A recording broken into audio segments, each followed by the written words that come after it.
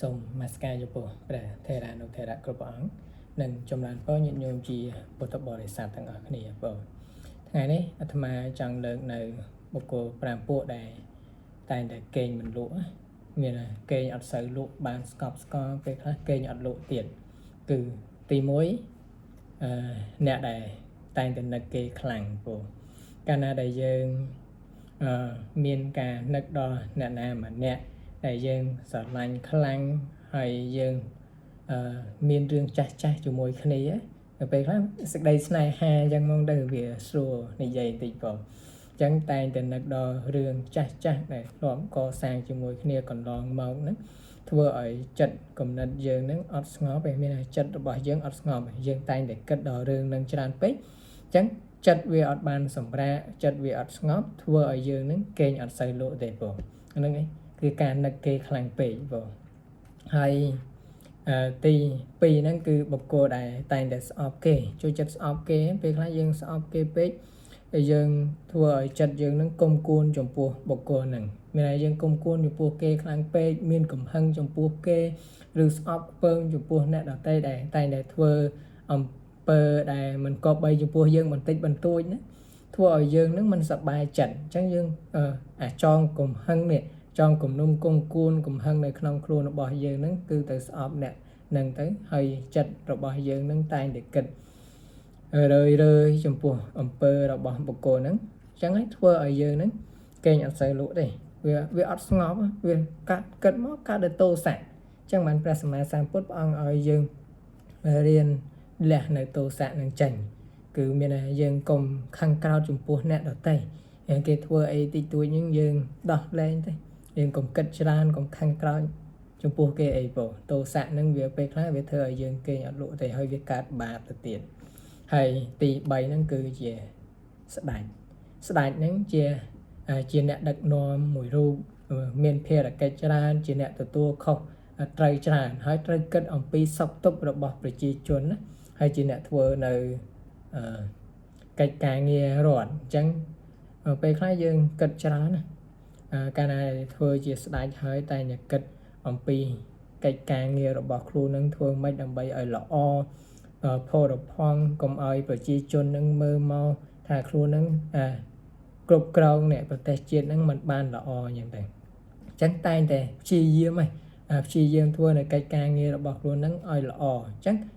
គិតថាធ្វើម៉េចដើម្បីឲ្យល្អហើយពេលខ្លះយើងគិតស្ដេចហ្នឹងតែងតែទទួលខុសត្រូវនៅការងារខ្លួនឯងហើយពេលខ្លះ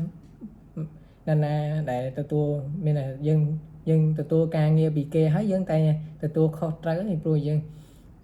ធ្វើនៅការងារណាមួយបើយើងអត់មានការទទួលខុសត្រូវទេគឺអត់ល្អទេបងអញ្ចឹងស្ដេចនឹងតែងទទួលខុសត្រូវនៅកិច្ចការងាររបស់យើងនឹងជាច្រើនរបស់ខ្លួនឯងណាដែលទទួលឲ្យជាច្រើនហើយគិតអំពីសុខទុក្ខនេះសុខទុក្ខរបស់ប្រជាជននឹងថាប្រជាជននឹងរស់នៅសពថ្ងៃនឹងបានសេចក្តីសុខអត់ឬក៏កើតទុក្ខនឹងកើតទុក្ខព្រោះអ្វីអញ្ចឹងក៏គិតឲ្យរកវិធីដោះស្រាយដើម្បីឲ្យប្រជាជននឹងបាននៅសេចក្តីសុខនឹងគឺស្ដេចអញ្ចឹងកាលណាដែលយើងគិតច្រើនត្រេះរិះច្រើនធ្វើឲ្យចិត្តរបស់យើងអត់បានសម្រាកទេបងកាលណាដែលចិត្តយើងអត់បានសម្រាកហើយយើងគេងទៅយើងគិតទៅគឺគេងអត់សូវលក់ទេ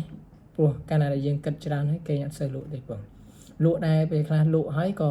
ងើបមកវិញលក់10 20នាទីអញ្ចឹងក៏ងើបទៀតដែរ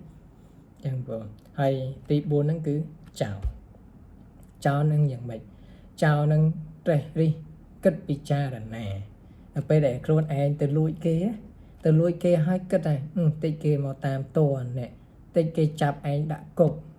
តិចគេវាយឯងតបធាក់ឯងមិនងាប់ទេអញ្ចឹងចោលនឹងគិតត្រេះរិះព្រួយបារម្ភអំពីទង្វើរបស់ខ្លួននេះដែលខ្លួនឯងបានធ្វើហ្នឹងទៅលួចគេអំពីវត្ថុនេះតិចតួចហើយត្រូវជាប់គុកអញ្ចឹងគិតច្រើនហ្នឹងធ្វើឲ្យគេញ៉ាំលក់ទេអញ្ចឹងកុំលួចគេអីបងកាលណាដែលយើងអត់គិតទៅលួចគេហើយយើងអត់មានអីត្រូវគិតថាអ្នកនឹងមកចាប់ឯងអ្នកនឹងមកវាយខ្លួនឯងទេអត់មានអីត្រូវគិតទេបងហើយចំណុចចុងក្រោយហ្នឹងគឺជាពិសេសបុគ្គលដែលគិតច្រើនបងកាលណាដែលយើងគិតច្រើនព្រោះភាគច្រើននោះយើងតែងតែគិតច្រើនចំពោះការងារ គិតច្រើនចំពោះការសិក្សាគិតច្រើនចំពោះបញ្ហាគ្រួសារឬក៏ចំពោះបញ្ហាអ្វីផ្សេងអនាគតជាពិសេសគឺគិតអំពីអនាគតអញ្ចឹងការគិតច្រើននេះគិតការងារអញ្ចឹងពេលខ្លះយើងគិតកុំគិតច្រើនពេកបងគិតថាថ្ងៃហ្នឹងយើងត្រូវធ្វើការងារថ្ងៃហ្នឹងឲ្យល្អប្រសើរទៅគឺបានហើយចាំស្អែកចាំគិតទៀតបងការសិក្សាក៏ដោយថាថ្ងៃហ្នឹងយើងត្រូវសិក្សាអីយើងគិតអំពីការសិក្សាថ្ងៃហ្នឹងទៅហើយចាំស្អែកដល់ស្អែកយើងគិតការសិក្សាថ្ងៃស្អែកទៀតដែរ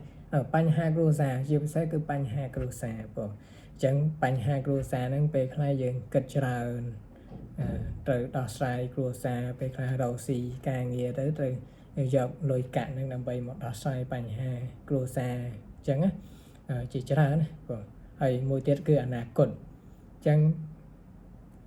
យើងកុំគិតអនាគតខ្លាំងពេកបងយើងមើលតែបច្ចុប្បន្នរបស់យើងទៅកាលណាដែលបច្ចុប្បន្នយើងល្អហើយអនាគតនឹងយ៉ាងហ្នឹងអញ្ចឹងបានព្រះសម្មាសម្ពុទ្ធព្រះអង្គកាសសម្ដែងថាបច្ចុប្បន្នយើងយ៉ាងម៉េចអនាគតយើងនឹងទៅជាអញ្ចឹងកាលណាដែលបច្ចុប្បន្នយើងព្យាយាមអនាគតយើងនឹងរុងរឿងប៉ុន្តែបើបច្ចុប្បន្នយើងអត់ព្យាយាមទេអនាគតគឺអត់រុងរឿងទេអញ្ចឹងយើងកុំគិតច្រើនពេកកាលណាដែលគិតច្រើនហ្នឹងធ្វើឲ្យយើងអត់បានគេងអត់លក់ទេអាត្មាពេលខ្លះគិតច្រើនអញ្ចឹងគិតច្រើនធ្វើឲ្យខ្លួនឯងហ្នឹងគេងអត់លក់ទេអញ្ចឹងយើងកុំគិតច្រើនអីបងយើងរឿងណាដែលត្រូវគិតចាំគិតរឿងណាអត់គិតអត់ត្រូវគិតមិនគិតទេបងហើយសរុបសេចក្តីមកវិញគឺការកេងមិនលក់ហ្នឹងគឺមានចំពោះបុគ្គល5ពួកនឹងឯងបង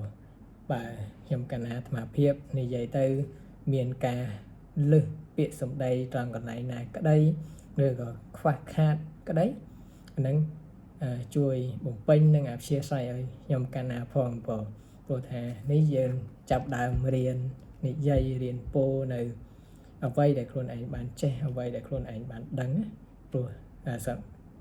ចំណេះដឹងវានៅទាបអញ្ចឹងសមត្ថភាពយើងបញ្ចេញតាមនឹងបងអញ្ចឹងបើមានការខុសឆ្គងត្រង់កន្លែងណាក្តីអានឹងញោមខមមិនមកប្រាប់អាត្មាមកថាខុសកន្លែងនេះថ្ងៃក្រោយខ្ញុំកណាអាត្មាភាពនឹងកែតាមនឹងទៀតបង